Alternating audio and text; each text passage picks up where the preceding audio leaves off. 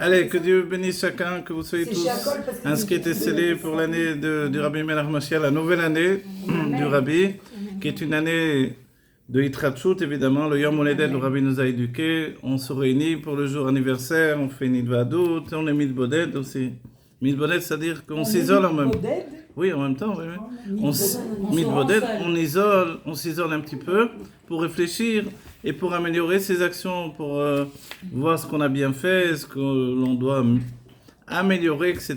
Compte tenu que c'est l'anniversaire du Rabbi et que nous sommes des hommes, que nous sommes des hommes, des âmes générales inclus dans le Rabbi, des âmes générales parce que nous sommes les réincarnations des âmes qui sont sorties d'Égypte. Alors, sans doute que nous sommes aussi les détails d'âmes générales, on va dire plus précisément. Alors, on vient terminer des petits détails des vies passées. C'est pour ça, chacun ne doit pas dire « moi, je ne fais pas grand-chose ». Non, ce que l'on fait, c'est essentiel et c'est ce qu'il faut terminer pour entraîner le monde vers la Géoula Mitzvah Shlema. Voilà, c'est pour ça que se réunir pour Nidvadut, au moment où chacun est occupé et on est jusque-là de la préparation à Pessah, et que, voilà, on dit chacun, celui qui est occupé avec sa mivréchette, celui qui est occupé avec son balai, celui qui est occupé avec son aluminium, celui qui, etc., etc. Quoi qu'il en soit, on va arriver à Pessah, épuisé. Celui qui se prend la tête voilà. avec son mari aussi. Celui qui se prend la tête avec son mari, pourquoi? C'est sel, alors, sel.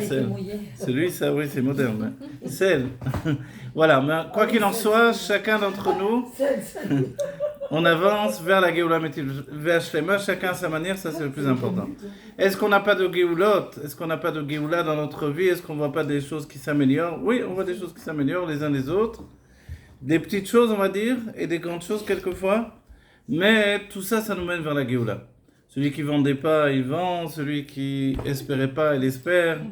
Celui qui s'ennuyait, il se désennuie.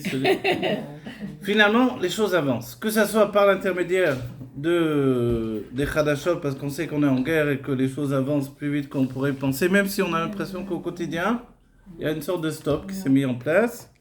Mais de manière secrète, les choses... La riposte se prépare, comme on dit. C'est le cas de le dire, en espérant.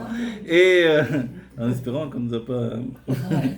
voilà, qu'on n'a pas vendu déjà... Ici en Israël, vous avez une expression, Limkor Khatoul Besak. Vous connaissez cette expression? Voilà, Khatoul Besak. Voilà, quand vous allez acheter quelque chose, ici, souvent, vous dites, on m'a vendu Khatoul Besak. Je me suis fait avoir, quoi. Ça veut dire quoi? Ça veut dire que normalement, ça vient de France cette expression, figurez-vous. J'ai appris. Parce qu'en... Non, c'est pas ça. C'est qu'auparavant, en France, les non-juifs évidemment, ils vendaient des lapins. Et quand ils vendaient des lapins, alors ils les mettaient dans des sacs pour les vendre. D'accord? Et un lapin, ça faisait un bon repas, tout ça, de fête, je sais pas quoi. Mais quelquefois, ils se faisaient avoir. Au lieu de mettre un lapin dans le sac, ils mettaient un chat. Voilà. Et de là, l'expression, elle est restée, elle est venue jusqu'en Israël, elle a traversé la mer. Mais les Israéliens l'utilisent communément, on va dire. Voilà. Et ça, c'est quand on se fait avoir, on croyait acheter quelque chose qui avait une grande valeur, on se découvre que non. Alors on peut dire, ah, qu'est-ce que c'est cette vie là où je me fais avoir? On pourrait dire d'un autre côté, si on nous a annoncé la Géoula, et qu'en attendant, j'ai simplement gagné à la bourse, alors c'est la même chose. À la place de la Géoula, je suis devenu milliardaire, je suis en bonne santé, tout va bien, on a des beaux enfants, on a beaucoup d'argent, on est heureux, etc. Alors on s'est fait avoir quand même. Voilà. Alors c'est pour ça que dans l'histoire, nous on veut la Géoula Mitzvah Shlema. Et le Rabbi a voulu pour nous que cette épreuve de recevoir la Géoula aujourd'hui, ce soit une Géoula que l'on reçoive des meilleures possibilités qui soient, de la meilleure façon qui soit. Et quand on a demandé au Rabbi qu'est-ce qui était préférable pour le peuple juif, l'épreuve de la pauvreté ou l'épreuve de la richesse, il y a eu même une grande discussion entre le Rabbi et un autre tzaddik à ce qu'on dit. Et le Rabbi l'a emporté en disant cette phrase, je sais que la richesse est un isayon, comme on dit, une épreuve, mais je préfère cette épreuve-là pour les juifs aujourd'hui. Voilà. Et on se rend compte combien avec de l'argent, on peut faire des choses, on peut transformer le monde, et combien l'argent, dans sa source divine, elle est extrêmement élevée. il y a un passage qui dit Li kesef et li zav. Vous connaissez? À moi l'or et l'argent. C'est Dieu qui dit ça. On va dire, mais quel rapport? Dieu il veut de l'or et de l'argent lui aussi? En fait, l'or c'est la gvoura et l'argent c'est le chesed. La gvoura c'est la rigueur et l'argent c'est la générosité. Et en fait c'est l'équilibre du monde. Et quand Dieu dit à moi, ça me revient l'or et l'argent, c'est pas simplement qu'au Beth Amikdash je dois avoir de l'or et de l'argent, beaucoup plus d'or d'ailleurs. Pourquoi il y aurait de l'or alors que c'est la gvoura? Pourquoi l'or c'est la gvoura? Ne serait-ce que par la couleur, vous avez compris que l'or c'est la gvoura. Parce que la couleur de l'or c'est la couleur du feu. Et le feu c'est la rigueur, c'est la nature qui monte du bas vers le haut. Vous voyez? Mais l'équilibre d'un homme, on le fait en ce moment dans le Tanya, le Perek Mem Aleph, c'est ça. C'est qu'il ait la crainte et l'amour de Dieu. Si quelqu'un n'a que de l'amour, il n'a pas de crainte, ça ne fonctionne pas. S'il n'a que de la crainte, non plus ça ne fonctionne pas. Il faut l'amour et la crainte de Dieu. Par rapport aux parents, un enfant par rapport à ses parents, il faut qu'il ait les deux également. S'il n'a que de l'amour, finalement, il va être... il va faire des bêtises, quoi. S'il n'a que de la crainte, alors ça va l'enfermer sur lui-même. On se rend compte que les enfants ont de moins en moins de crainte aujourd'hui. Mais de plus en plus d'amour. De plus en plus d'amour, en tout cas. Et de l'amour dévoilé, ce qui n'était pas le cas dans les générations précédentes. C'est bien que celui qui ne dévoile pas son amour à ses enfants aujourd'hui, c'est presque qui commet un crime grave, parce que les enfants ont besoin de l'expression d'amour, et ils rendent de cet amour de manière décuplée par rapport aux générations précédentes. Les enfants n'osaient pas parler d'amour avec leurs parents, on le disait à couvert, et les parents, avant qu'ils disent « je t'aime » à un enfant, ça prenait beaucoup de temps. Des siècles. Voilà. Et aujourd'hui, on voit que les enfants, ils nous disent ouvertement « je t'aime papa, je t'aime maman beaucoup moins, mais je t'aime papa ». Voilà. C'est pas vrai ça. Et ça, on se rend compte que le monde est en route pour l'amour de Dieu qui s'exprime. D'accord? C'est-à-dire que l'amour de Dieu s'exprime aussi envers nous comme ça. Si bien que les sages ont dit de la manière dont les gens se comportent avec vous, et il y a un sujet de dire comment ils vous rendent les choses, vous voyez? C'est-à-dire comment ils sont sympathiques avec vous, ou alors ils sont de rigueur, ou ils sont... C'est que Dieu, il est comme ça avec vous. Vous voyez? S'il y en a un qui vient et qui me crie dessus, je vais me dire, alors Dieu, il est en colère contre moi, qu'est-ce qui se passe? Mais en fait, souvent, le Baal Shem Tov va dire, si quelqu'un vient et t'insulte, en fait, tu pourrais presque lui dire merci. Parce que si tu n'as pas répondu, tu as été capable de rester calme, il t'a enlevé des tas de mauvaises choses qui étaient sur toi. Des mauvais décrets. Donc en fait, les choses ne sont pas forcément comme on peut l'imaginer. Et ce monde, si curieux, il va dans cette ligne de... Alors que Dieu bénisse chacun en particulier, du sceau du Rabbi Melech Mashiach, les brachot descendent de ces deux kavim de Chesed et Goura. Je voulais même, si vous voulez, dans un petit Ketadamama, parce que c'est avec la Torah qu'on s'attache au Rabbi. Moi, c'est par la Torah que je me suis dit, cet homme-là, c'est le Mashiach. En lisant un Mahamar du Rabbi qui exprimait, Mahamar de Acharon Shel Pessah, du dernier jour de Pessah, où le Rabbi expliquait le Mashiach, je me suis dit, c'est pas possible. Cet homme-là qui explique le Mashiach comme ça, de cette façon-là, c'est le Mashiach lui-même. C'est pas possible. Ouais. C'est tellement de choses du Mashiach que c'est lui-même, en fait. En fait, c'est vous qui êtes à l'origine des Mashiachistes. Et voilà, bien sûr que oui. Vezeo, il y a la bracha, Shenilvarer Avraham, Vesecha, le Goy Gadol. C'est un mamar que j'ai commencé, que je n'ai pas terminé, alors peut-être je termine un morceau avec vous. Donc en fait, Dieu, il a béni Avraham par la bracha, c'est le bracha de laquelle Avraham a été béni, Vesecha, le Goy Gadol. C'est-à-dire que Dieu va faire de Avraham un Goy Gadol. D'accord? Un grand peuple. Qu'est-ce que c'est la notion de Gadol? Le Rabbi l'a analysé ici précédemment. Aïnou, chez Israël, Yu Beprinat Goy Gadol, c'est-à-dire Au Mimcha. C'est depuis Avraham qui fait que Israël soit un grand peuple. Goy Gadol, ça veut dire un grand peuple. Souvent, les peuples pensent qu'on dit les Goïm, ils pensent que c'est péjoratif. Au départ, c'est pas péjoratif du tout. Les autres peuples. Ça veut dire peuple, tout simplement. Et nous, on s'appelle Goy aussi. Mais Goy Kadosh, ou Goy Gadol, ou Goy... On met un adjectif la plupart du temps après, mais Am Israël, c'est la notion de peuple, c'est en hébreu, c'est ce que ça veut dire, ok. Alors, que l'on soit un grand peuple, on s'étonne. Ici, dans ce moment, le Rabbi nous a dit que Dieu nous a choisis parce qu'on est un grand peuple.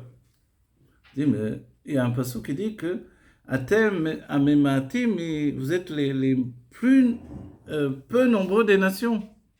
D'entre les nations, vous êtes les moins nombreux finalement. Alors, ici, par contre, le rabbi nous dit qu'on est les plus grands, que Dieu nous a choisis parce qu'on est les plus grands. On va dire encore on est les plus grands. Et en fait, l'explication vient du fait de Gadol, c'est l'ancien nom de Chesed, de générosité. C'est-à-dire que dans le juif, il y a cette nature de générosité qui est également l'expansion, la nature de se répandre. Vous voyez ? La nature de se répandre, c'est quelque chose qui est dans l'âme. La gvura, la rigueur, c'est le contraire. C'est le tzimtzum, le retour sur soi-même, le fait de rester au-dedans de soi, de juger toute chose à partir de soi-même. Donc il y a ces deux natures-là. Et en même temps, tout à l'heure vous demandiez par rapport à l'or, c'est la nature du feu qui va du bas vers le haut. Et la nature de l'eau, elle descend du haut vers le bas. Et le peuple juif, nous sommes un peuple qui a une source extrêmement élevée. Depuis, dans ce mamar-là, il nous a dit qu'en fait, nous venons d'un niveau extrêmement élevé. Et il nous dit comment on l'apprend, si on avait besoin d'apprendre des textes que l'on dit tous les jours. Tous les jours, on dit que le peuple juif, il a une âme. Mais pas n'importe quelle âme. Vous vous rappelez ce que l'on dit ? On dit Neshama, Shenatatabi, Théora, et l'âme que tu m'as donnée, elle est Théora. Et après, on dit Atabrata, tu as créé. Ça fait allusion au monde de Bria, le monde de la création, dans lequel l'âme va rentrer, après être venue du monde de Hatzilut. Notre âme est née dans le monde de Hatzilut, vous savez, et après, on passe le monde de Hatzilut, et là, il y a un écran de séparation qui fait que, dès ce moment-là, on n'est plus le même. On s'avance vers la conscience et vers la création qui n'existe pas parce que tout est Dieu. Mais comme on passe par une sorte d'écran qui va nous formater pour la création, on ne va plus être la même personne. Et la différence entre nous et les tzadikim, c'est que pour le tzadik, l'écran en question, il n'est pas une obturation, on va dire quelque chose qui le bloque. Le tzadik déchire l'écran, le vêtement, et il rentre directement dans les mondes sans en fait être bloqué comme on est bloqué nous-mêmes. Mais nous, ce passage où on passe par cet écran-là, ça nous change tout. C'est ce qui fait que d'une âme qui est une âme de Hatzilut, puisque notre âme elle est née dans le monde de Hatzilut, elle est née dans le sens où, comme l'enfant dans le ventre de la mère, il est quand même une naissance. On va dire, attends, la naissance c'est quand il sort. Oui, mais l'enfant il vient des mondes spirituels. Donc il y a la naissance de l'âme au sein du corps dans le ventre de la mère. Ensuite, il y a la naissance du corps à l'extérieur. Ça c'est à l'extérieur du ventre, vous voyez ? Et en fait, le passage dans le ventre de la mère, il est tellement élevé, où l'enfant il connaît toutes ses vies antérieures, il voit son futur, il a une lumière qui brille sur sa tête. Donc il est totalement divin.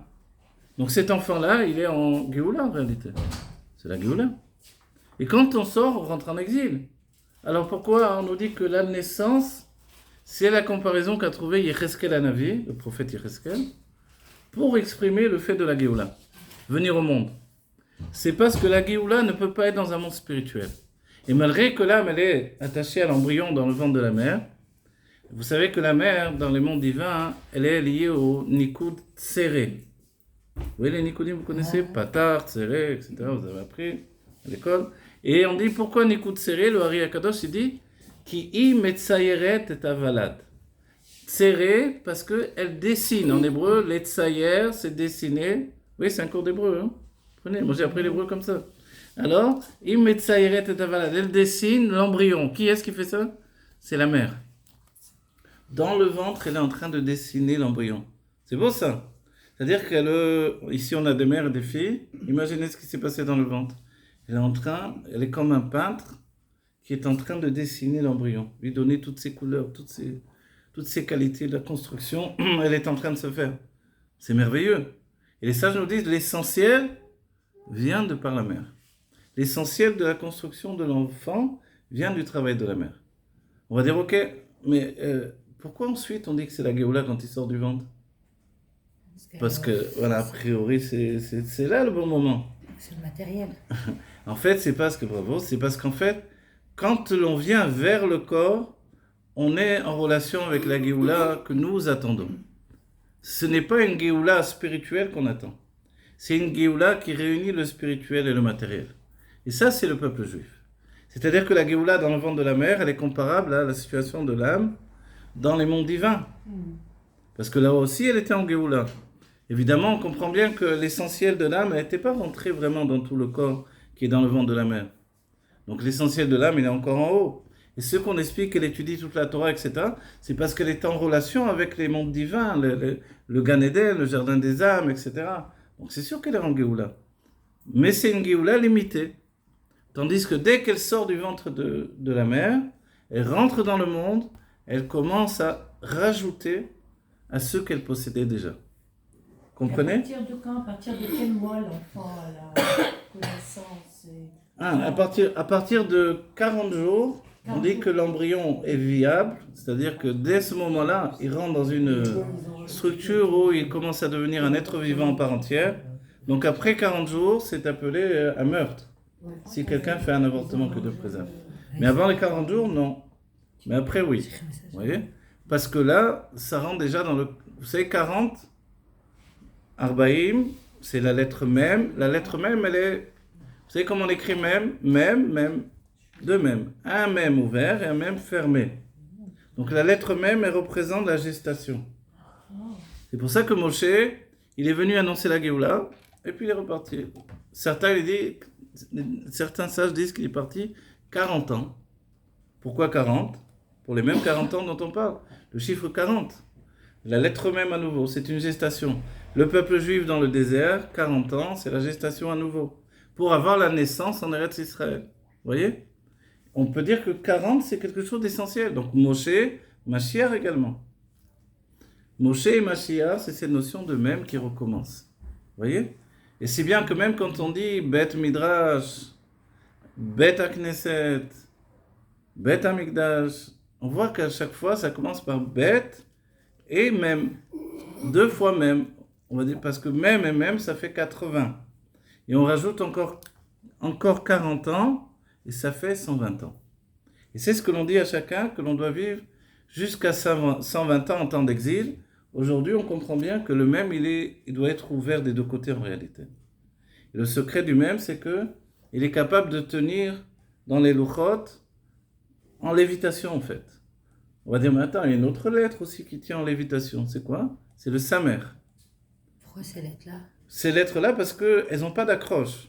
Quand vous gravez ces lettres-là, et que les louchot se lisaient d'un côté et de l'autre, elles étaient faites de saphir, alors en réalité, la lettre, le samer et le même n'avaient pas d'accroche autour.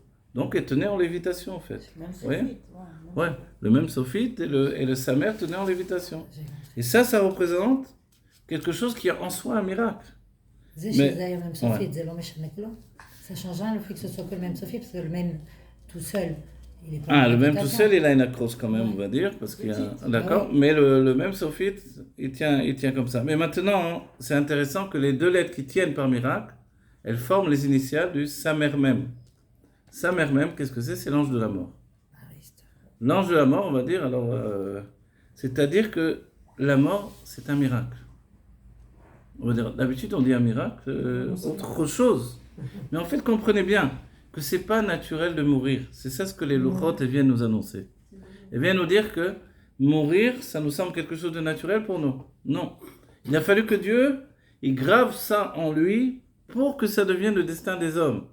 Mais c'est quelque chose qu'il a mis en place pour une raison bien précise. Vous savez laquelle ?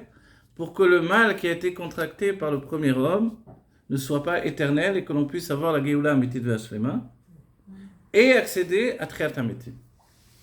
C'est pour ça qu'il a mis la mort pour nous débarrasser du mal que Adam HaRishon a contracté. On va dire d'où il venait ce mal. Vous savez que quand on parle de la faute, il y a plusieurs explications, etc. Mais il y a une explication que retient la Chassidut, c'est celle qui explique qu'il a regardé dans le mal et il a continué le mal au-dedans de lui. Et ça vient du Midrash. On dit où il a regardé, où est-ce qu'il y avait du mal ? Parce que tout était Dieu. C'était ça sa conscience. Et c'est là où intervient le Nachash, qui veut dire les Nachesh, deviner. Il lui a donné de deviner le mal également. Mais le mal était loin, c'était un détritus de la construction des mondes. Les Shalosh Klipot Atmeot que on a entendu parler dans la Chassidut, c'est-à-dire a priori le mal absolu. Mais ce mal, il était complètement éloigné de l'homme. Et quand il a regardé, il a continué au-dedans de lui.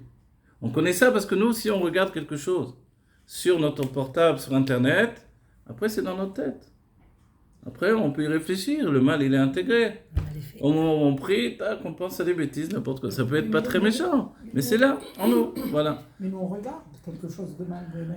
Alors voilà. Mais lui aussi, il a regardé quelque chose de mal. Il a regardé le détritus de la construction des mondes depuis le monde de Tohu. Dieu, il a repris les... Vous savez, il y a un monde spirituel qui s'appelle le monde de Tohu. Donc le monde de Tohu, on peut dire c'est quoi cette histoire, etc. Mais on connaît bien parce que nous, on est tous plus ou moins... Aujourd'hui, où on est psychologue, on est psychopathe dans le peuple juif. Il y a des familles, on trouve deux, un psychopathe et un psychologue. Est-ce qu'on a plus de psychologues ou plus de psychopathes? Plus de psychopathes. Voilà, donc en fait, en plus le Tanya nous a dit c'est normal, il y a une âme divine, une âme animale, calme-toi, tout va bien, tu n'es pas le seul. Ok, donc en fait, on comprend bien que la dualité dans l'être, c'est quelque chose qui est naturel. Mais pensez bien que le premier homme, il n'avait pas ça en lui. Mais c'était latent parce que ça venait du sujet de la Surata Kelim. Le Rabbi Moarash, il dit la Surata Kelim, la brisure des réceptacles. C'est comme ça que Dieu a reconstruit les mondes, puisqu'il est écrit Bereshit bara Elokim et Shamaim ve'et haaretz ve'haaretz hayta tohu vavohu. Le monde était tohu du départ. C'est-à-dire que Dieu a créé un monde tohu. Comprenez? Mais après, il y a bohu. On dit c'est quoi bohu? C'est comme... la veau, on dit c'est la chokma. Enfin, c'est le Hari qui dit ça. C'est-à-dire que le but, c'est de prendre le désordre et de le gérer. C'est-à-dire quand quelqu'un vous dit, moi, c'est fichu, je m'en sortirai jamais. Pourquoi tu t'en sortiras pas? Tu sais l'enfance que j'ai vue. En fait, c'est une personne qui a décidé de rester dans le taux, dans la destruction. Mais Dieu nous donne, c'est ça notre libre arbitre. Le libre arbitre qu'on a reçu chacun d'entre nous, c'est choisir soit la destruction, soit la reconstruction. Et ça, c'est à chacun d'entre nous. Celui qui vit dans le passé, je rappelle, j'avais entendu Rav Ginsburg, il disait, pardon, le Havarian, c'est celui qui vit dans le Havar. En hébreu, Havarian, ça veut dire un bandit, quoi. Et le mot Havar, c'est le passé. Vous voyez que c'est la même racine. C'est-à-dire, je me donne le droit d'être quelqu'un de pas bien, à mes propres yeux. C'est à ses propres yeux que l'on est quelqu'un de pas bien. Et comme on ne supporte pas d'être quelqu'un de pas bien, alors on a des sursauts de reconstruction personnelle qui font que ma vie, elle est en destruction constamment. C'est ce que dit le Rabbi Moarash, il dit, qu'est-ce que c'est finalement Surata Kelim? C'est quelqu'un qui est pris de dépression. Il a une dépression. C'est-à-dire que c'est trop fort, il n'arrive plus à parler. Vous voyez? On va dire, mais quel rapport avec la parole? D'abord, c'est vrai, si quelqu'un a trop d'émotions, il n'arrive plus à parler. Donc, si quelqu'un parle bien, c'est-à-dire qu'il est en train de se soigner. Puisque les sages ont dit, Daga balev tasirchena. Tu as un souci dans le cœur, exprime-le. Donc, celui qui n'arrive pas à exprimer ses soucis, alors c'est un problème. C'est un problème parce qu'il garde, et à un moment, ça explose. Voilà. Mais qu'est-ce qui explose en réalité? C'est le langage qui explose. Et le peuple juif, c'est le peuple du livre, le peuple du langage. On a la force d'exprimer par la Torah tout le cheminement de notre âme pour grandir de niveau en niveau. Et pour se rapprocher de la Géoula et d'arriver finalement à cette reconstruction de nous-mêmes par le langage. Et tout ça, c'est enseigné, relié à la fête de Pessah. Pessah, c'est la bouche qui raconte. Mais c'est aussi Pessah, chez Passar à la Pétard, qui est un bond que l'on fait au-dessus des portes. On va dire, mais pourquoi il y a un bond au-dessus des portes? Parce que Dieu est passé au-dessus des portes, au-dessus de la mort en fait. Vous vous rappelez la mort qu'on a dit tout à l'heure? Dieu a mis la mort pour guérir le mal qui était latent dans chaque homme, a priori depuis la faute d'Adam Arishon. Mais Pessah, c'est une fête où Dieu va passer au-dessus des morts, au-dessus de la porte, au-dessus de la... Et on a la première mezouza de l'histoire, c'était du sang. On dit quel était ce sang? Le sang du Korban Pessah. Et pour pouvoir faire ce Korban Pessah et pouvoir le manger surtout, il fallait avoir fait la Brit Mila. Les Juifs qui n'avaient pas encore fait la Brit Mila ont fait le même jour la Brit Mila et le Korban Pessah. Donc on dit c'était deux sangs qui étaient mélangés. Donc c'est comme damim, deux damim. Mais depuis le début du monde, on dit qu'il y a damim au pluriel. Et quand Caïn a tué Evel, alors Dieu a exprimé le fait que les 100 au pluriel avaient appelé vers lui. On dit, mais pourquoi les 100 au pluriel? Alors il y a une explication, on dit que Caïn ne savait pas comment un homme pouvait mourir. Donc il a cherché où il fallait taper. Sur le pied, on ne meurt pas sur le pied. sur la main, quand on atteint le cœur, on atteint la tête, là, on peut commencer à mourir. Alors, mais nous, quand on voit qu'à Pessah, il s'est passé quelque chose d'extraordinaire, Dieu passe au-dessus des portes, et la porte, ça représente la parole, en fait. C'est pour ça que il y avait Pitom, vers Ramsès, où on était prisonniers, mais quand ils arrivent en face de la mer, c'est, comment ça s'appelle, Piacherut. La bouche, c'était pas le nom originel, mais les Juifs ont fait ce nom-là. La bouche de la liberté. En face de la mer, il y avait la bouche de la liberté. C'est l'expression que l'on a exprimée tout à coup, notre liberté. Et on dit, à partir de ce moment-là, on a chanté. Az Yashir Moshe, Moshe va chanter. On va dire, pourquoi Moshe va chanter au futur? Finalement, historiquement, on se demande, est-ce que Moshe a vraiment chanté ou non? Pourquoi cette question? Parce qu'il écrit Az Yashir Moshe. Az, c'est au futur. C'est-à-dire, alors Moshe va chanter au futur. Et les sages ont dit, de là on apprend Triatametim de la Torah. Vous vous rendez compte, on va dire, de ce Az-là, on apprend Triatametim dans la Torah, la résurrection des morts dans la Torah. Où est-ce que c'est écrit? Juste Az. Az Yashir Moshe. Alors c'est quoi l'explication? Les sages ont dit, puisqu'il est dit que Moshe va chanter, c'est-à-dire qu'il va se revenir pour chanter à la résurrection des morts, en fait. Vous voyez? On va dire, c'est spécial comme explication. Donc, il n'a pas chanté alors à ce moment-là. On nous a vendu Khatoul des sacs, non? Alors, est-ce qu'il a chanté ou non? En plus, on dit, mais Moshe il bégayait, alors est-ce qu'il savait chanter, Bichlal, etc. Alors, sachez une chose, ça je ne savais pas, je ne sais pas d'où ça sort la source, mais quoi qu'il en soit, à l'époque j'étudiais pas mal avec le Rav Gisbourg, oui, une fois il avait transmis comme enseignement le fait que Moshe Rabbeinu connaissait le nigun de chaque juif. Il connaissait la mélodie de chaque juif. On dit, mais attends, où est-ce qu'il y a une mélodie? Moi, je ne suis pas compositeur, auteur, qui dit que j'ai fait des... Hein? Autour d'eux. Ah, voilà. En fait, on explique que l'âme, elle rentre dans le corps avec un chant, elle sort du corps avec un chant. Donc, en fait, Moshe savait exactement le chant qu'utilisait cette âme pour entrer et sortir. Si bien que quand il devait lever une âme, pour qu'elle se lève et s'attache à Dieu sans mourir, que Dieu préserve, mais pour s'élever vers Dieu, alors il était capable de lui chanter son chant et il faisait le tikkun de cette âme. L'Anne Mourazaken avait cette connaissance-là. Il chantait, et l'Anne Mourazaken n'avait pas besoin de dire le chant individuel. Quand il chantait les Arba Bavot, il faisait le tikkun de tous les juifs qui étaient présents. Et comme ça, voilà, on raconte, à la bar mitzvah de l'Anne Mourazaken, l'Anne Mourazaken a chanté le Arba Bavot. Tous les présents ont fait une tchouva profonde. On dit, c'est quoi profonde? C'est puissante. Qu'est-ce que c'est? C'est qu'ils sont revenus, ils ont vu toute leur vie défiler, comme on dit au moment d'un accident. Ils sont revenus dans le ventre de la mer. Chacun. Ils ont vécu ça quand ils ont entendu l'Anne Mourazaken chanter leur Babavot. On dit l'Anne Mourazaken avait une voix très forte. C'était un lecteur de Torah aussi, vous voyez? Il lisait la Torah, il avait une voix très très forte et tout le monde... Et on dit, quel rapport avec la tchouva? Mais tchouva, ça veut dire reviens à toi-même. Vous savez, le rabbi nous a dit assez souvent, le pirouche Rashi, puisque c'est même le Rashi lui-même qui a dit, je fais un pirouche pour un enfant de 5 ans en fait. Et le rabbi a eu le courage, alors tout le monde, personne n'a osé dire au Rashi quand même, un drôle d'enfant de 5 ans quand même.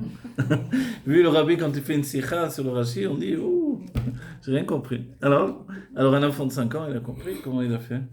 Alors le rabbi nous dit, un enfant de 5 ans qu'on n'a pas détourné des voies de la logique naturelle qui est en lui. Vous voyez? Et c'est ça en fait. La tchouva, c'est revenir à la structure profonde que l'on a en nous, à la bina originelle, le binyan, la construction personnelle de notre être. On quitte le tavnid qui s'appelle la tvuna, on rentre dans la bina, et les sages ont dit, tachouv, et on revient au Ilaha, et à ce moment-là, on est comme désoiffé pour la première fois. Vous savez pourquoi la première fois? Parce que tant qu'on est dans le « et » inférieur du nom de Dieu, qui est lié à la malchoute, le Rabbi, dans un moment, nous dit qu'on est malade d'amour. Et que toutes les maladies que l'on peut avoir dans le monde viennent du fait qu'on est midga'agea. On se languit de Dieu d'une manière qu'on n'a pas idée. À un tel point qu'une personne qui a l'impression qu'il a eu ci, il a eu ça. En fait, il est malade d'amour. Donc ça, il nous dit le Rabbi. Et le Rabbi nous précise d'où est-ce que ça vient. Ça vient de la malchoute. C'est ce qui est écrit dans le Shir HaShirim, Ki cholat ahava ani, car je suis malade d'amour. On va dire, mais attends, on a tous contracté cette maladie d'amour. Je vous en ai parlé tout à l'heure, vous n'avez pas fait attention. Quand on est passé par l'écran séparateur, on a contracté la maladie d'amour d'une manière terrible. Parce qu'on a senti qu'on était séparés. À quoi ça nous fait penser? C'est horrible, hein? À quoi ça nous fait penser? Ça nous fait penser à l'enfant qui sort du ventre de la mère et qui pleure. Parce que la séparation, elle est terrible. Parce qu'il était bien. Mais oui, qu'est-ce que vous croyez? Il pleure parce que ça lui fait plaisir? Quand il pleure pas, c'est quoi? Quand il pleure pas, c'est qu'il est en train de réfléchir s'il va pleurer ou non. C'est vrai qu'il pleure pas? Vous n'avez pas pleuré? Hein, Thomas n'a pas pleuré? Ton mère, mon fils, n'a pas Il a pleuré plus tard, non? Après, obligé. C'est obligé qu'il pleure. obligé, il le Parce qu'en fait. principe, s'il pleure pas, il donne une... Non, c'est vrai qu'il y en a qui pleurent pas. C'est vrai? Mais ça fait peur, c'est dangereux s'il pleure pas. Oui, normalement, on dit que c'est important qu'il pleure parce que ça se met en place aussi, le système respiratoire aussi. Oui. Mais en principe, il pleure parce que la séparation, elle est puissante quand même. Pensez bien ce qu'on a dit de la Géoula qu'il vivait. Mais c'est aussi le fait d'être un. C'est-à-dire qu'il n'a pas de conscience de lui séparé de la source de son être. Ni de par les mondes divins duquel il vient, ni de par sa mère. C'est pas juste le fait qu'il soit attaché à sa mère. Il mange ce qu'elle mange, il boit ce qu'elle boit, et il ressent tout, il est au chaud dedans d'elle. C'est plus que le berceau, c'est plus que les bras, c'est plus que tout. Mais en même temps, il est attaché au monde divin totalement. C'est-à-dire qu'il est complètement un être... oui, il n'y a pas plus heureux qu'un enfant dans le ventre de la mère. Même une mère qui voudrait faire partir l'enfant, elle ne sait pas que en réalité, l'enfant, il s'accroche de tout son être. Il est là, il est heureux, il veut être avec elle. Mais en réalité, pensez bien comme c'est incroyable. Quelquefois, j'ai réfléchi à ça. L'enfant étudie toute la Torah dans le ventre de la mère. Mais la femme elle-même, elle n'est pas obligée d'étudier toute la Torah. Vous voyez? C'est parce qu'en fait, tout s'est passé déjà en elle. Elle a ingurgité toute la Torah. Et finalement, quand l'enfant sort du ventre de la mère, l'ange qui s'appelle Laïla, vous voyez le nom de l'ange qui s'occupe de lui? Oui. C'est écrit dans le Sefer de Ruth, dans le Zohar Hadash. L'ange qui s'occupe de l'enfant. Oui, Zohar Hadash, c'est une deuxième partie du Zohar. Le Zohar, d'abord, il traite des parachutes. Et le Zohar Hadash, il traite du Nar. Oui. C'est-à-dire des Nevim, Ktuvim, etc. Et là, c'est sur le Sefer de Ruth. Et là-bas, il rapporte le fait de l'enfant. Donc, il rajoute à ce qui est déjà rapporté dans la Gemara et Maseret Nida là-bas. Et en fait, cette situation de l'enfant, c'est le plus grand mystère qui puisse exister. Puisque c'est la vie qui est cachée. C'est la vie qui est en train d'évoluer, qui est complètement cachée. Il y en a même les non-juifs. Même les non-juifs, parce que finalement, eux aussi sont élevés dans la pensée de Dieu. S'ils sont dans le monde, c'est qu'ils ont quelque chose à faire. Et il y a aussi un miracle de la création chez les non-juifs, etc. On dit que l'un des rares animaux qui ressemble à l'homme par rapport... L'un des rares animaux, pardon. L'un des rares animaux... C'est dur de parler en français, bien, hein. C'est l'ours. L'ours ressemble un petit peu à l'homme, du fait que tous les animaux, très souvent, on va le dire dans un autre point, ils ressemblent à l'homme, mais tous les animaux, ce sont souvent des adultes en miniature. Un cheval naît, tac, il se met déjà sur pied, il commence un truc. Peu de temps après, il est capable de galoper. Donc, il a déjà toutes ses fonctions. Et la plupart des animaux, c'est comme ça. Sauf, l'un des rares, c'est, voilà, l'être humain, il n'est pas du tout comme ça. L'enfant de l'être humain, le bébé, il est complètement maintenant à la merci de tout le monde. Que Dieu préserve. Et on dit que l'ours, il est complètement comme ça, complètement dénudé, complètement innocent, complètement... S'il n'est pas protégé par sa mère, c'est terminé pour lui. Mais qui plus est, même le père, il veut manger l'enfant si c'est un mâle. Alors, peut-être même les femelles aussi, je crois. Parce qu'il est affamé. Voilà. Parce que le singe... Oui, c'est vrai, mais le singe pas dans le sens... le singe, la Gemara, elle désigne que le singe, c'est l'animal intermédiaire entre l'homme et les animaux. mais pas un intermédiaire qui évolue. C'est là où Darwin il a rajouté l'évolution. Et certains qui ont un peu plus la tête sur les épaules. C'était une théorie qu'il a lancée, qui a bien marché en Angleterre, la reine d'Angleterre a suivi, et le monde a suivi jusqu'à aujourd'hui. Mais nous, on n'oublie pas que l'on est basé sur l'idée de la régression. Il y avait un homme parfait, et petit à petit, il y a une régression. On va dire, mais si c'est une régression, aujourd'hui on est au niveau 0. C'est pour ça qu'on dit qu'on est le talon du Mashiach. Le talon du talon, qui correspond au talon du talon de Adam Arishon. Donc on termine les petits détails. Et vous savez ce qu'on a de particulier? La Gemara elle parle déjà de ça. C'est que déjà du temps de la Gemara, sur la question de savoir pourquoi est-ce qu'ils devaient écrire des Megillot aussi à leur époque. Vous vous rappelez, il y a eu des grands massacres et des grandes sauvegardes également du temps des Romains, du temps des Tanaïm et même les Amoraïm. Alors on va dire, ils se sont demandé est-ce que nous aussi on doit écrire des livres, des Megillot comme la Megillat Esther, pour raconter ce qui nous est arrivé, comment Dieu nous a sauvés. Même s'il y a eu des massacres terribles, on est quand même là encore. Et après, ils ont décidé que non. Et vous savez pourquoi? Rabbi Yochanan, il a dit, mais on ne peut pas écrire, parce qu'il y a tellement et tellement de fois que elle n'a d'avoir sort, combien on va écrire de livres? Tu écris un livre quand c'est exceptionnel. Alors, quand ça s'est passé à l'époque de Purim, c'était après l'exil du temple, ils attendaient, ils étaient entre les 70 ans pour la location du temple. Ok, mais là, après, c'était tous les jours des choses terribles qui se... Et il a dit une autre raison, c'est qu'aujourd'hui, en réalité, on n'a pas la même sensibilité qu'auparavant. À son époque, à l'époque des Tanaïm. Et les sages ont demandé même pourquoi. Il a dit parce qu'on est déjà dans le talon du Mashiach et que le talon, il est insensible. Et il a donné comme exemple, si on rentre le talon dans de l'eau brûlante, il peut supporter. Mais si on rentre la tête, c'est fini. Et à notre époque, les rabbins ont dit quelquefois qu'on est le talon du talon du talon. C'est-à-dire qu'on est vraiment tout en bas de tout en bas, tout en bas, et on est devenu tellement insensible qu'on peut étudier les choses les plus élevées, les plus merveilleuses dans le divin, et on est toujours tranquillement comme ça. Vous savez que le Rabbi Rayat rigolait de ça déjà à son époque. Et le Rabbi Rayat était très rentre dedans avec les chassidim pour les bouger. Et il critiquait, il disait je ne suis pas très content de ces chassidim qui étudient leur Tanya avec une tasse de café. Et il rajoutait des fois, il disait je ne suis pas très content de ceux qui étudient le Tanya en se curant le nez. Comme ça, il étudie la chassidut. Ça veut dire quoi? Non, on comprend que c'est quelque chose de sacré, quelque chose de merveilleux. Ça n'empêche pas qu'on peut boire du café, mais ça veut dire que si l'état d'esprit, c'est que cup of tea, là, comme on dit, on étudie un petit peu quelque chose, non, c'est pas l'état d'esprit de la chassidut. La chassidut, elle doit changer ta vie. Elle doit changer ta vie, elle doit provoquer chez toi quelque chose de merveilleux. C'est nid pas à l'autre, c'est un émerveillement. Parce que sinon, le monde va t'impressionner.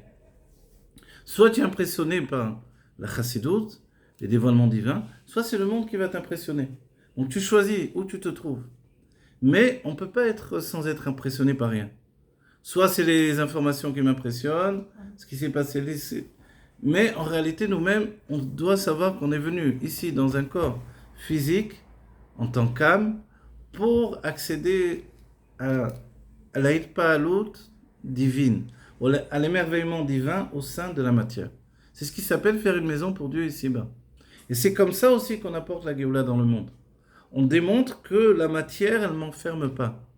Parce que sinon, d'un certain point de vue, Dieu il peut se dire, mais pourquoi je vais apporter la Géoula? Les hommes ne vont pas supporter.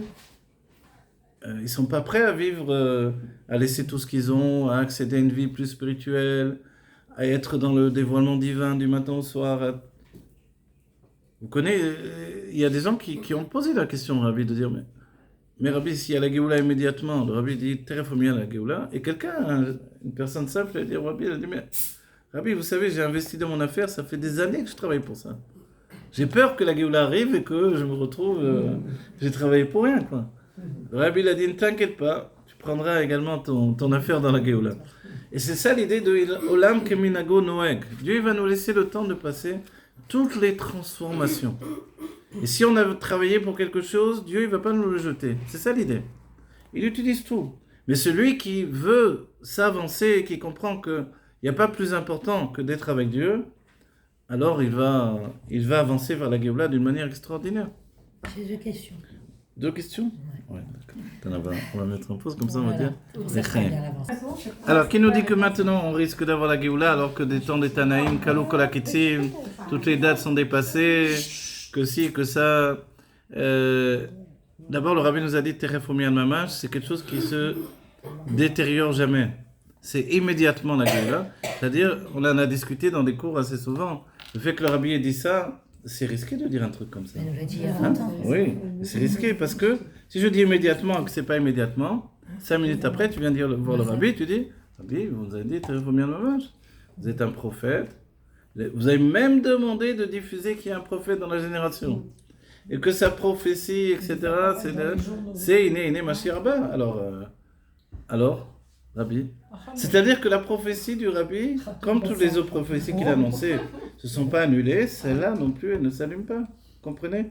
C'est-à-dire que, et l'explication des sages, d'après le Rambam, c'est que si Dieu donne une mauvaise prophétie, c'est-à-dire quelque chose de terrible qui doit arriver, que Dieu préserve, et qu'on voit que ça n'arrive pas, on ne va pas crier « Ah, c'était un faux prophète ». Le Rambam lui dit « Non, tu ne peux pas dire ça, parce que Dieu revient sur ses mauvais décrets. » Mais s'il a dit demain, alors dans une période où il ne pleut pas et tout le monde meurt de soif, il va dire demain il va pleuvoir, demain il va pleuvoir et qu'il ne pleut pas, on dit c'est un faux prophète. En fait, ce qui est certain, je vous l'ai dit, c'est que l'idée de talon du Mashiach, c'est de nous dire qu'on est dans la configuration qui doit accueillir la Géoula. D'accord? Il y a aussi, si vous voulez, d'autres textes. Il y a Maseret Sota qui donne des signes qui sont exactement ceux que l'on vit aujourd'hui. Il y a Kouchimoni. Hein? Il y a le Kouchimoni, etc. Mais il y a le Kouchimoni qui parle quand tu vois que les nations commencent à se battre les unes avec les autres, voilà, surtout l'Iran, etc. Alors, sache que le Mashiach est déjà là, que le Mashiach est prêt de venir, etc. Mais tout ça, on va dire que c'est plus que ce que nous demande le Rambam. Le Rambam, il nous dit, toi, tu dois avoir une foi complète et totale, qui n'est pas basée sur la logique, parce que là, vous attendez une réponse logique. Mais le Rambam, il nous dit, une foi complète et totale que la Géoula peut venir immédiatement. Et moi, je vous dis franchement, c'est ça le plus important pour moi. C'est-à-dire qu'on ne me dise pas une date, elle va venir à telle époque, que Eliaou, il rentre là, bonjour, j'ai entendu des mondes divins, on m'a envoyé, pour répondre à la question de Hanan, pour dire ne t'inquiète pas, telle date va venir la Géoula. Ouais. Je sais que pour les temps de Dieu, une seconde, c'est 1000 ans chez nous. Ouais. Ça, je suis d'accord, mais en attendant, on nous dit là, il est là, préparez-vous, achetez vos robes, les tambourins. Il est là, non, il est là. On a dans notre génération de quoi être merouza, on dit en hébreu. Déçu, parce que le rabbi nous a tellement monté la chose, tellement donné à accéder à l'idée que ça va être immédiatement, que forcément il y a un après. Il y a un après cette situation-là, et qu'on peut penser avec le temps qui passe qu'on a été déçus, mais entre nous, tournez-vous vers le peuple juif. Est-ce que les gens n'attendent pas la Géoula aujourd'hui? Oui, ils n'ont jamais attendu la Géoula comme ça. Tout le monde, religieux, pas religieux, etc. C'est pas une question. Pourquoi? Parce que si jamais il n'y a pas la Géoula, on court à notre perte. Ah, vous croyez comme ça. D'abord, Dieu nous a toujours sauvés de toutes les situations et nous sauvera aussi de celle-là. Vous voyez, il y a une chanson, une parole des sages. Dieu il nous a sauvés de Paro, il nous sauvera aussi de ça. Vous connaissez ces paroles? À toutes les époques, on a dit ça. Ne t'inquiète pas. Dieu nous a sauvés de Paro, il nous sauvera de ça aussi, il ne faut pas s'inquiéter. Mais ce qu'on attend aujourd'hui, c'est que pour ça j'ai commencé le cours avec ça en disant, même si je suis milliardaire, que mes enfants sont tous en bonne santé, je suis en bonne santé, je vais vivre avec la science de plus en plus âgée, en ayant une très belle vie, j'aurai tout ce qu'il faut, je vais étudier la Torah, faire la maison, tout va bien. Alors pourquoi je voudrais la Géoula? Parce que la Géoula, c'est pas lié au bien matériel, vous comprenez? Et si on veut la Géoula pour le bien matériel, on n'a pas compris ce qu'est la Géoula. La Géoula, ça ne veut pas dire qu'on n'aura pas de matériel. On dit qu'on aura des habits sur les arbres, on aura des sandwichs sur les arbres même. On dit mais pourquoi on s'en fiche des sandwichs sur les arbres, non? Hein? Mais non, parce que si j'étudie, j'ai pas envie même de m'ouvrir un pain pour mettre dedans, je sais pas moi, du jambon, voilà. Ah, vous attendez pas, hein? Du jambon dans la Géoula, voilà. Le chazir va revenir, voilà. Alors, eh bien, il y aura directement sur les arbres, parce que le chazir et la chalazor, il reviendra. Bon, je voulais dire du thon mayonnaise, du thon mayonnaise. Là, j'ai fait aux enfants du thon mayonnaise. Mais du saumon, Et même du Chazir Lachon Larzor. C'est-à-dire que le monde va être un monde différent. Mais pourquoi il va être différent? Pour que l'on puisse être occupé à s'attacher à Dieu. Qu'est-ce que je vous ai dit précédemment? C'est qu'on est tous malades d'amour pour Dieu. Tout ce que vous me dites là, vous êtes en train de me dire, je ne peux plus supporter, malgré que je suis heureuse avec mon mari, avec mes enfants, et que tout est beau, et que on est tous en train de faire tchouva, tous les juifs, ils sont merveilleux et tout. Mais je ne peux plus supporter d'être séparé de Dieu. Voilà, et je vous dis, c'est normal, mais moi aussi. Moi aussi, chaque jour qui passe, je me dis, je ne peux plus. C'est intenable. Je ne vais pas pleurer là en public. Et c'est pas mon style d'ailleurs. Ce soir, on va rentrer à la maison, elle se peut-être pleurer, elle va m'appeler, t'es relou. Il y en a qui pleurent en public, ils aiment bien faire ça. Alors, mais c'est pas trop mon style de faire ça, mais de toute façon. Mais il y a des jours où on est découragé, mais en réalité, c'est pas qu'on a l'espoir que ça va aller mieux, c'est que Dieu est là avec nous. Et que le rabbi nous a donné une formule inaltérable. Vous voyez? Il nous aurait dit bientôt, ça va venir l'année prochaine. Alors là, on n'aurait pas cru. Voilà. Le rabbi, il a pris le plus grand des risques, il a pris aucun risque en même temps. C'est quoi? Terefomia Mamash, immédiatement. Mais là, immédiatement, je suis devant toi, rabbi. Déjà, ce que tu m'as dit, c'est faux, là. En fait, vous voyez, c'est ça la force du rabbi. Nous donner quelque chose qui fait que c'est en fait un moteur personnel qui nous donne. Projette aussi. Vous voyez? C'est Midabek. Dans le monde, elle est déjà.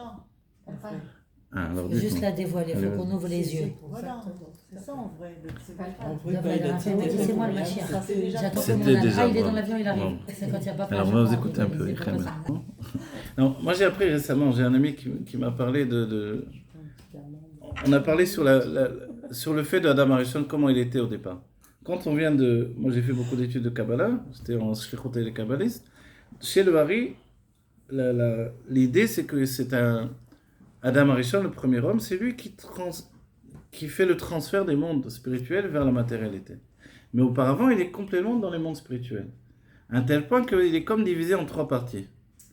D'abord, il y a Adam des Bria, un homme dans le monde de Bria, de la création. Là-bas, c'est juste la possibilité de l'existence.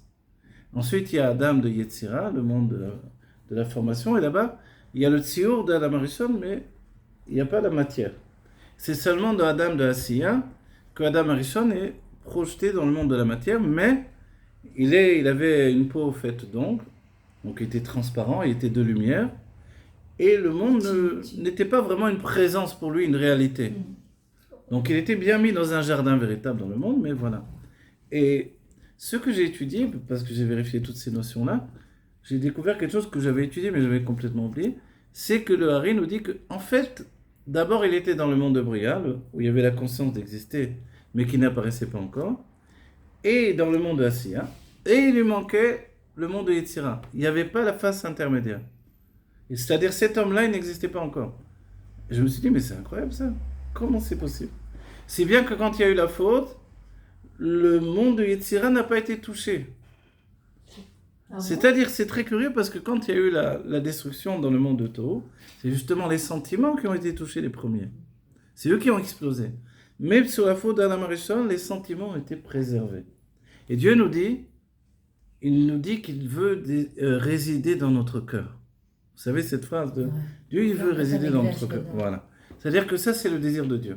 Et pour nous, c'est un enseignement. C'est-à-dire que mes sentiments profonds de chaque juif, ils n'ont pas été touchés par la faute d'Adam Arishon. Les sentiments, c'est Yetzira. Les sentiments, c'est Yetzira, c'est lié à Yetzira, oui. Parce que Zerampin, il est mashpia dans le monde on dit Mekanen, c'est comme s'il fait son nid, il brille dans le monde de Yetzira. Et ce monde de Yetzira, qui est un monde de Tziur, donc vous avez tout là-bas, vous avez des lacs, des fleuves, des palais, vous avez tout, mais il n'y a pas la réalité physique.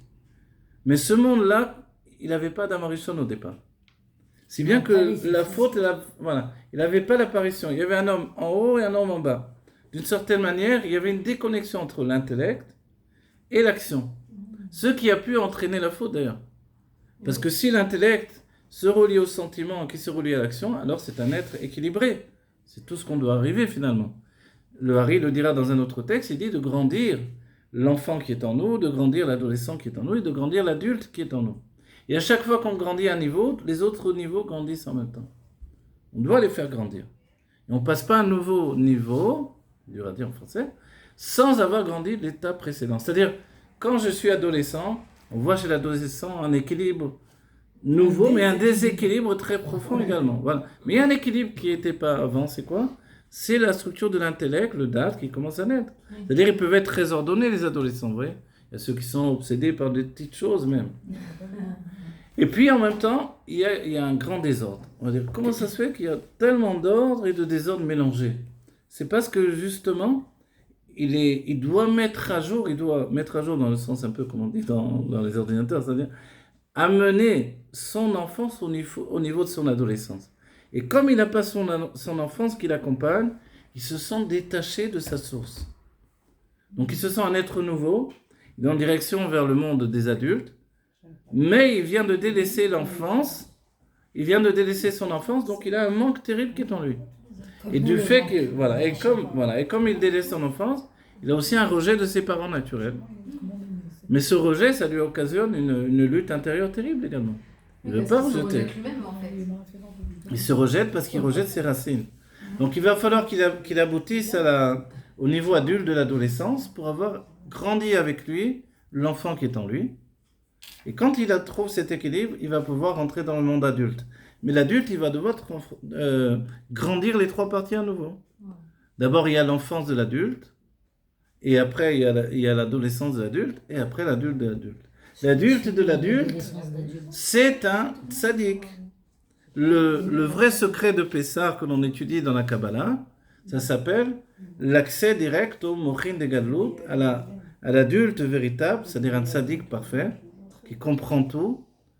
Parce que, et seulement comme ça, on a pu sortir d'Égypte. Parce que l'Égypte, vous savez, comme le rabbi nous a parlé de l'Aïn Hara, il nous a dit, on ne doit pas craindre l'Aïn Hara. En fait, il s'est adressé au Chabad pour ça. Le Chabad qui fonctionne d'après l'intellect, ne doit pas avoir de crainte du Aïn Hara. Donc le Aïn Hara, normalement, il ne le touche pas. Mais celui qui est dans ses sentiments, alors il est touché par le Aïn Hara. C'est bien que la Gemara a dit 99% des gens qui sont dans un cimetière, ils sont là à cause du Aïn Hara. Ça fait beaucoup quand même. Donc il y avait un Chabad. Il y avait ce dernier 10%, c'était... donc dans un cimetière, peut-être il y en a un qui est là. C'est mort naturellement. Alors, ça veut dire quoi? Ça veut dire que la notion de la lutte avec le mal intérieur, elle dépend de l'acquisition en fait des mochines des gadlut. Ou d'un autre terme, c'est-à-dire de la grandeur d'esprit ou de la largesse d'esprit. C'est quoi la largesse d'esprit? C'est quelqu'un qui est capable d'accepter tous les autres, comme ils sont. Tiens, lui là, il a des cheveux verts, c'est intéressant. Ça me rappelle un certain arbre que j'ai connu. Lui, il est rose, lui, il est bleu, lui, il est... Je vais vous dire une petite histoire que j'ai entendue cette semaine du Baal Shem Tov. Je ne sais plus d'où elle vient, cette histoire. Donc je ne rapporterai pas le Makor, désolé. Mais on dit Ah non, peut-être c'est Avia Souline qui a raconté ça dans ses histoires du Baal Shem Tov. Quoi qu'il en soit, le Baal Shem Tov, non pas dans le livre, mais dans les histoires, dans les vidéos, le Baal Shem Tov, une fois il s'est retrouvé avec des étudiants, avec ses chassidim, mais il y avait des étudiants qui passaient, qui étaient d'une autre, des Lituaniens en fait. Okay. Et le Baal Shem Tov, avant qu'il commence son cours, il a dit, allez me chercher une bouteille de vodka à moitié vide, ou à moitié pleine. Mais là, justement, il a mis en avant le à moitié vide. Et il a mis un verre à côté. Or, il se trouvait que le Baal Shem Tov, quand il enseignait la Torah, devenait tout rouge. Tout rouge. Je dois être tout rouge, mais... c'est l'alcool. Alors, il est devenu tout rouge. Ok? Et il a mis à côté de lui cette bouteille, à moitié vide, et le verre. Et il y a les chassidim étaient là, ils ne savaient pas pourquoi le rabbi faisait ça, surtout qu'ils ne buvaient pas là, à ce moment-là. Bon, il enseignait, et effectivement, il devient tout rouge quand il enseigne le Baal Shem Tov. Et sont passés ces deux étudiants d'une autre école, donc, plutôt lituanienne, ils ont dit, hey, regarde le rabbin là-bas. C'est bon, les gars. Voilà. Tu as vu la bouteille? Voilà pourquoi elle est rouge comme ça. Alors les chassidim, ils étaient désolés que les autres ils pensent qu'il avait bu et que c'était à cause de ça qu'il était rouge. Ils ont demandé au Baal Shem Tov, Rabbi, pourquoi vous avez fait ça? Pourquoi vous leur avez laissé croire que vous étiez rouge à cause de l'alcool? Bon, il a dit, parce que il faut chez Adam Rotzel Alechet, Molichimoto. Un homme, quand il veut aller sur un chemin, en fait, il faut l'aider. Mais il faut l'aider également quand il veut aller sur des conclusions personnelles, qui sont des conclusions hâtives et qui sont basées sur l'étroitesse de son esprit. Il a dit, alors j'ai mis ça pour les aider à tirer leurs conclusions. Ils sont partis plus rapidement, en fait. Il a dit comme ça, parce qu'il fallait aider des deux côtés, en fait. Dieu, c'est ce qu'il désire. Alors, c'est particulier, je vous le raconte dans le sens où... C'est bizarre cette histoire. C'est bizarre. Mais dans toutes les manières, qu'est-ce qu'on apprend de là? C'est qu'on ne peut pas être l'enfant béni de tout le monde. On ne peut pas être bien aux yeux de tout le monde. On peut pas... Et ça, c'est aussi une habitude que l'on doit se dire... Il y en a qui ont osé dire, mais le rabbi donnait des dollars aux femmes. Donc il touchait les mains des femmes quand il donnait des dollars. Oui, il y a des gens qui ont pensé à ça. Je dis, mais c'est ça que tu penses, le rabbi, il faisait des miracles, il sauvait des vies, il donnait sa bénédiction. C'est tout ça uniquement qui avait ça. Ouais. Alors, c'est-à-dire que l'esprit, donc, il est étriqué petit. Et on dit, qu'est-ce que la Géoula? C'est le contraire, c'est la largesse d'esprit. Voilà. La largesse d'esprit, c'est d'être capable de conjuguer tous les contraires. Vous voulez dire, j'enregistre ou j'ai pas? Voilà, on dit le mot de la fin. On a fait une Nidvadout ce soir. On n'a pas tout enregistré parce que tout le monde a parlé, tout le monde sait parler, c'est magnifique. C'est ça, Nidvadout. C'est à la base même du sens de la Nidvadout. C'est le rabbi qui nous réunit pour le jour de son anniversaire. Nidvadout, c'est des âmes qui se réunissent. D'accord? Et chacun s'exprime et tout le monde parle. Et ça, c'est merveilleux. Donc, c'est avant tout Nidvadout de se retrouver. Voilà. Le rabbi nous réunit parce qu'on aime le rabbi et qu'on est émerveillé par le rabbi, par tout ce qu'il est, tout ce qu'il a fait, tout ce qu'il n'arrête pas de faire. Et que, comme a dit le Baba Saleh, quand elle a dit est-ce que le rabbi c'est le Mashiach, elle a dit Akol Magialo. Il mérite tout. Voilà. Donc il mérite d'être Mashiach. Ça c'est le plus important. Donc c'est pour ça, comme c'est une construction d'être Mashiach, il faut passer par tous les stades et ça prend au moins un minimum de 50 ans. Le rabbi a fait cette construction. On tient à Mashiach, on ne lâche pas, on est avec le rabbi jusqu'au bout. Voilà. Que Dieu bénisse le peuple d'Israël, qu'on sorte de cette guerre, que nos soldats soient indestructibles et que ceux qui sont capturés par les forces du mal soient libérés par Dieu, par la main de Dieu directement, qui nous a libérés d'Égypte. Il peut les libérer comme rien, il peut faire ça, parce qu'il peut tout faire. Alors immédiatement, que Dieu fasse et nous donne la Géoula pour tout le peuple juif immédiatement.